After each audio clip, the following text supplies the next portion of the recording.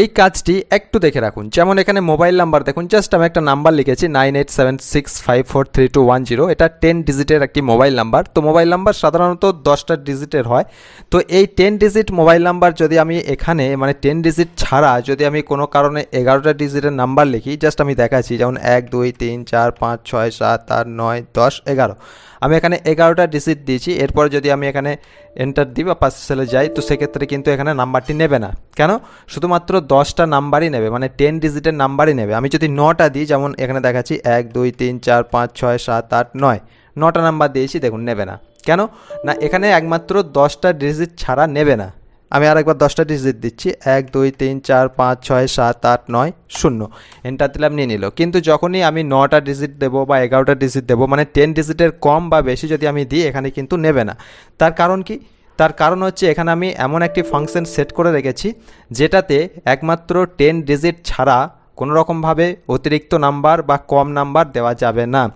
এক্ষেত্রে কি হয়, আপনি এই কাজটি কখন করবেন? ধরুন কোনো একটা এক্সেল শিটে কাজ করছেন, সেখানে হয়তো 10 ডিজিট হতে পারে, বা আপনার যেমন আধার নাম্বার হতে পারে, সেটা 12 ডিজিটের হতে পারে, 14 ডিজিটের হতে পারে, যেটাই হোক, কোনো কারণে আধার নাম্বার হতে পারে, মোবাইল নাম্বার হতে পারে, যে কোনো নাম্বার বলুন।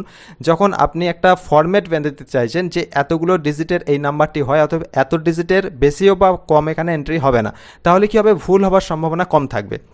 ধরে নিন এখানে আপনি মোবাইল নাম্বার টাইপ করছেন, কোনো কারণে আপনার ভুলবশত টাইপিং মিস্টেক 11টা ডিজিট হয়ে যেতেই পারে।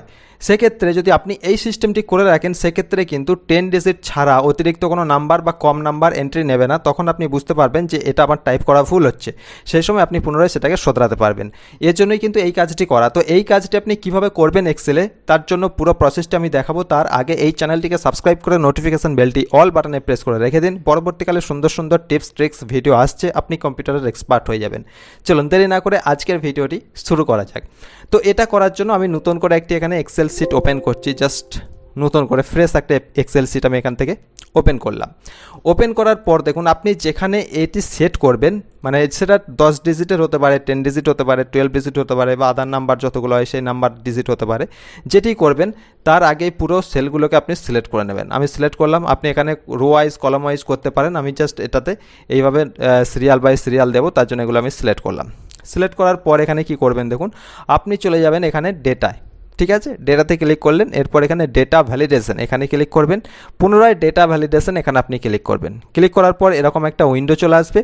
এখানে দেখুন অ্যালাউ, এর ঘরে আপনি অ্যারো বাটন এখানে ক্লিক করবেন। ক্লিক করার পর এখানে টেক্সট লেন্থ এটাতে আপনি ক্লিক করবেন। ক্লিক করার পর এখানে ডেটা, এখানে ডেটার জায়গায় এসে আপনি ইকুয়াল টু দেবেন। ইকুয়াল টু দেওয়ার পর এখানে লেন্থ, আপনি যদি এখানে 10 ডিজিট করেন তাহলে 10 দেবেন। যদি আপনি এখানে 14 ডিজিট করেন তো 14 দেবেন। যদি আপনি এখানে 16 ডিজিট করতে চান তো 16 ডিজিট দেবেন। মানে ততগুলোর বেশি বা কম নাম্বার এন্ট্রি হবে না। তো আমি এখানে 10 ডিজিট দিলাম। এরপর আমি এখানে ওকে করব। ওকে করলাম।